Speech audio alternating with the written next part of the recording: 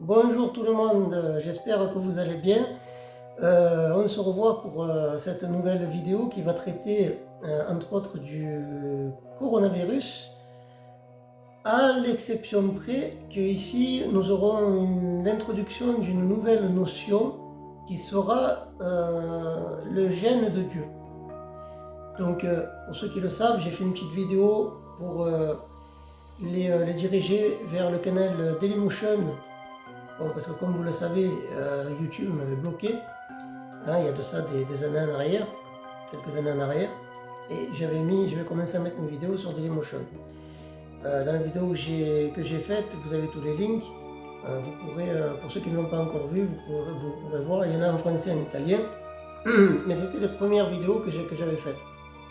Alors au vu de la nouvelle variante Eris qui est apparue et qui possède déjà plus de 30 mutations, ce qui est déjà important et qui le tient sous l'œil de l'OMS entre parenthèses, et bien je tenais à, comme je vous ai déjà dit, à vous faire cette vidéo. Alors cette vidéo elle aura la particularité, donc il y aura un peu de moi et aussi un peu d'un youtubeur que j'aime bien et que certains certainement connaissent. C'est Rock Soccer qui a fait aussi des vidéos sur, on va dire, qui traitent de ce sujet. Et donc vous pourrez profiter de certains extraits de ces vidéos dans ma propre vidéo. Voilà, bon, ben, je vous en dis pas plus. Je vous laisse découvrir la vidéo et on se revoit à la fin de cette vidéo. Allez les gens, bonne vision. Un nouveau variant détecté en Israël, au Danemark et aux États-Unis, avec plus de 30 mutations sur son gène Spike. Qu'est-ce que le gène de Dieu? Ce gène pourrait-il avoir un rapport avec l'épidémie de SARS-CoV-2? Ce gène pourrait-il jouer un rôle clé dans la réduction de la population mondiale? Le gène de Dieu que l'on dit impliqué dans la croyance et donc dans la religiosité, du moins un gène qui faciliterait ou qui prédisposerait, disons plutôt, à la croyance, aux expériences mystiques, est en réalité le gène VMAT2. Mais ce gène VMAT2 est-il parfait pour des effets à long terme? Viens de voir un homme mourir. Il y a plein de gens qui meurent. Qu'est-ce que tu caches, en fait, hein? C'est quoi? Les gens font la queue pour se faire vacciner comme si c'était la variole. Qu'est-ce que tu leur inocules en réalité, Tucker? Hein? Dis-le-moi. Concernant, il s'agit dans notre réalité d'un vaccin à ARN messager sur lequel nous ne savons d'ailleurs pas grand-chose et dont la formule devait être classifiée pour 5 ans. Quelle drôle d'idée. Dans le film, le vaccin n'est rien d'autre finalement qu'un accélérateur de la contamination. Évidemment, pour survivre, les non-vaccinés doivent fuir une population de vaccinés qui peut les contaminer à tout instant avec ce virus qui agit en fait comme un parasite intelligent. Ils auraient mis une hypothèse intéressante. Ils pensent qu'on se trouve face à une entité intelligente, contenue dans quelques cellules, qui envahit le corps des gens, intègre leur ADN et reprogramme leur code génétique au cours de la nuit. Le reprogramme, mais comment? Ça se verrait comment? Eh bien, 80% de ce que nous sommes et faisons est déterminé par notre code génétique. L'intégration d'un ADN étranger pourrait modifier l'aspect physique. Ou ne pas le modifier du tout. Il s'agit donc là encore, dans le scénario de ce remake, d'un micro-organisme intelligent qui prend possession de son hôte et le transforme en une sorte de zombie amorphe, totalement dépourvu d'émotion car animé par un esprit collectif. Cela nous renvoie à notre problématique de départ, celle d'un complot mondialiste visant à neutraliser le gène de Dieu et donc à couper l'humanité, à couper les individus de toute émotion pour en faire un troupeau de moutons bien obéissants. Non, évidemment, il n'y a pas de complot mondial. Est-ce à dire que depuis la fin 2019, nous subissons une attaque massive en provenance des mondes invisibles, de ces démons que j'appelle les légions noires et dont je parle dans les tomes 1 et 2 de Vivre et mourir dans la matrice artificielle? Voici un bref passage du livre où je les décrivais. Que ce soit sous forme liquide ou de brouillard, ils peuvent pénétrer à l'intérieur de n'importe quelle espèce vivante à travers les corps de leur peau. Ils prennent alors le contrôle de leur hôte à la façon d'un parasite et l'habitent quelques heures, voire quelques jours, jusqu'à ce que l'ADN se désagrège, consumé par un feu intérieur. Dans tous les cas, ils redoutent la lumière du soleil car ils ne peuvent supporter le rayonnement en provenance de la matrice mystique.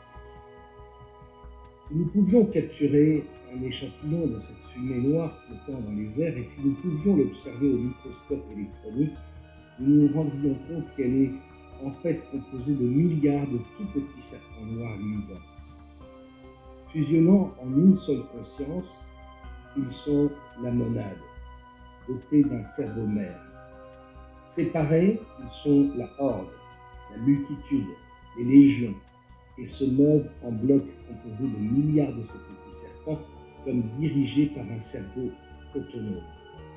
Si le virus SARS-CoV-2 est effectivement l'arme fatale visant à détruire le fameux gène de Dieu, il s'agit alors forcément d'une fabrication artificielle mi-organique, mi-nanotechnologique, composée de graphène, conçue en laboratoire par les lignées de sang noir.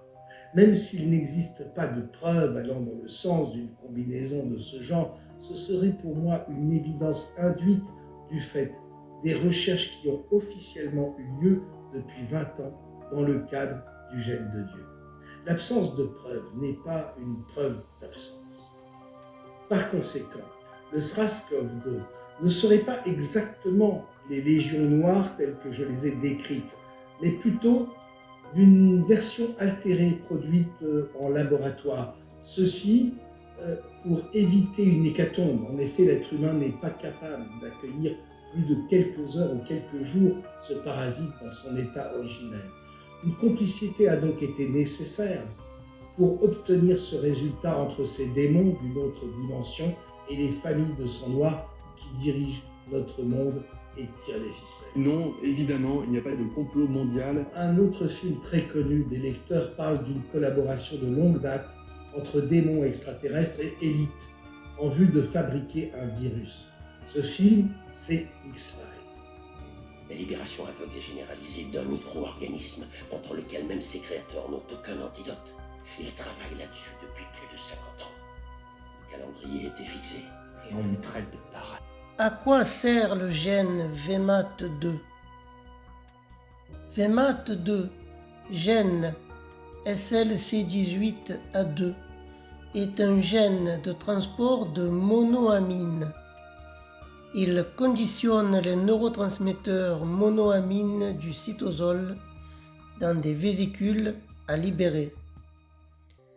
Les neurotransmetteurs monoamine comprennent la dopamine, la sérotonine, l'adrénaline, la noradrénaline, l'histamine et la mélatonine. Ce sont les neurotransmetteurs importants dans la pensée, le comportement, les mouvements physiques, la douleur, les émotions, l'éveil et la circulation. VMAT2 est important pour transporter la dopamine, la sérotonine et d'autres neurotransmetteurs dans les vésicules qui sont ensuite libérés dans la synapse des neurones. Dans le cytosol de la cellule, VMAP2 facilite le conditionnement des monoamines dans des vésicules sécrétoires. Ces vésicules se déplacent ensuite vers la membrane cellulaire pour libérer leur charge utile de neurotransmetteurs dans les synapses afin d'envoyer un signal aux neurones suivants. Cet emballage des neurotransmetteurs monoamines est essentiel car les monoamines sont sujettes à l'oxydation dans la cellule. Ainsi, VMAT2 protège les cellules du stress oxydatif des monoamines oxydées. Y a-t-il un rapport ici avec ces fameux vaccins et le gène de Dieu VMAT2? Que contiennent vraiment ces vaccins? Que peuvent-ils contenir réellement? Des parasites? Des nanotechnologies? Du graphène? Ces vidéos me semblent autant de signes symboliques d'une vérité matricielle qui se cache derrière. On se souvient aussi des vidéos d'analyse au microscope de sang de vaccinés présentant des sortes de vers que certains ont appelés hydres. Combien de minutes après la prise de sang, la photo a-t-elle été prise? Immédiatement. Je n'ai jamais vu de forme comme ça avant. Celle-ci est la forme la plus étonnante, juste un jour après la vaccination. Je n'ai jamais vu une telle chose dans mon cabinet. Et ils pensent tous que tout est normal. Combien d'analyses de sang avez-vous faites dans le passé par semaine? 10, 15, parfois 20. Ça n'a jamais existé? Non, ça n'a jamais existé. Je suis totalement dans l'incompréhension ici. Je suis incapable de parler. Mais cela semble avoir été planifié bien à l'avance.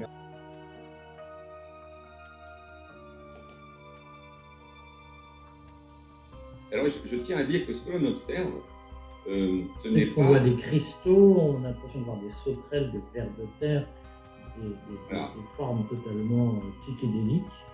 C'est C'est quoi ça, en fait. concrètement? Alors déjà, il faut savoir que c'est l'excipient qu'on voit. C'est-à-dire que ce ne sont pas les nanoparticules qui contiennent l'ARN, qui sont beaucoup trop petites pour pouvoir être vues par un microscope industriel comme ça. Ce qui est incroyable, c'est que on voit une formation apparaître, une formation d'allure géométrique. Il faut savoir que ces tests ont été réalisés sur plusieurs échantillons qui sont parfaitement reproductibles. Et on retrouve la même chose avec le même produit à chaque fois. Voilà, donc on se rend compte qu'en fait, quand on grossit beaucoup, ce sont des microcristaux. Des microcristaux qui sont épars, disséminés, qui viennent en fait très rapidement s'agréger entre eux pour prendre des formes géométriques extrêmement symétriques et reproductibles et qui tendent à progresser vers quelque chose. On a le sentiment que ces microcristaux obéissent à une force qui pourrait être une force magnétique, par exemple. Mais justement, si je tiens à diffuser des images, c'est parce qu'on ne comprend pas. Alors, la personne qui a réalisé la manipulation a essayé d'étudier la substance, la nature de ces microcristaux. Et en fait, il s'avère que ce sont des matériaux organiques, c'est-à-dire qui contiennent du carbone et des protéines. C'est-à-dire que ça peut correspondre à des acides aminés. Ça pourrait aussi correspondre à du graphène. Là, il s'agit de substances organiques. Donc, est-ce que c'est du graphène? On ne sait pas. Est-ce que ce sont des acides aminés? Comment expliquer cette espèce de polymérisation qui paraît presque extrêmement organisée? Voilà, extrêmement organisée, symétrique, qui paraît tendre vers un but. C'est vraiment très impressionnant. D'autres informations ont circulé sur la toile, parlant non pas d'un seul, mais de pas moins de 4 parasites mortels. On se souvient enfin de ces images terrifiantes filmées par Richard Hirschman, directeur de pompes funèbres, interviewé par le docteur Jeanne Ruby. Au moment de remplacer le sang des cadavres par le fluide d'embaumement, ce professionnel raconte qu'il a régulièrement rencontré une résistance. Au départ, il pensait trouver de simples caillots de sang obstruant les veines, mais lorsqu'il a essayé de les retirer, il a alors constaté que les veines et les artères étaient remplies de caillots sanguins non naturels, combinés à d'étranges matériaux fibreux qui remplissaient complètement le système vasculaire du haut des jambes jusqu'aux pieds. Finalement, comme il n'avait jamais vu ça de toute sa carrière avant 2021, il s'est décidé à filmer le phénomène. Il affirme que son cas n'est pas isolé et que d'autres collègues ont rencontré le même problème sur de nombreux corps de personnes qui avaient été vaccinées quelques semaines, quelques mois auparavant. Il raconte que la partie rouge sombre, s'est immédiatement dissoute lorsqu'il a manipulé comme n'importe quel caillot de sang normal. En revanche, la partie la plus blanche, fibreuse, qui est aussi la plus longue, était très résistante, élastique et ne cassait pas facilement. Il avait l'impression que cette partie blanche émergeait du caillot et que c'était comme si elle se nourrissait du sang dans le caillot. À la vue de ces formes visqueuses, on peut se demander si le résultat de cette coagulation n'est pas lié aux vers noirs parasites destructeurs du gène de Dieu qui ont été répandus dans l'atmosphère et qui seraient également présents en grand nombre dans les vaccins. Ici, les morts seraient dues à une mauvaise adaptation du parasite à l'intérieur de l'hôte vacciné. Un article publié par l'excellent site cactus.fr va d'ailleurs dans ce sens. Il est question de la présence de graphène contenu dans les vaccins et qui aurait pour effet de modifier la formule sanguine des personnes vaccinées, entraînant notamment un phénomène de coagulation provoquant la mort du patient à plus ou moins long terme. Dans l'article en question, je retiens particulièrement ce passage en lien avec tout ce que nous avons dit à propos du gène de Dieu. Dans le cerveau, il détruit la partie neurologique la plus importante appelée couronne, éteint la conscience et en prend littéralement le contrôle. Alors, que contiennent ces fameux vaccins ARN messagers? Du graphène, de la nanotechnologie, toute chose qui pourrait permettre une réduction de la population mondiale, ou du moins en partie et une autre partie pouvoir la contrôler et la servir sans même que celle-ci s'en rende compte. Je vous laisse à votre réflexion et je vous dis à la prochaine. Et voilà, nous sommes à la fin de cette vidéo. Si elle vous a plu, laissez un pouce bleu. N'hésitez pas à vous abonner sur le bouton ici en haut. Et on se revoit pour la prochaine. Allez, à plus les gens.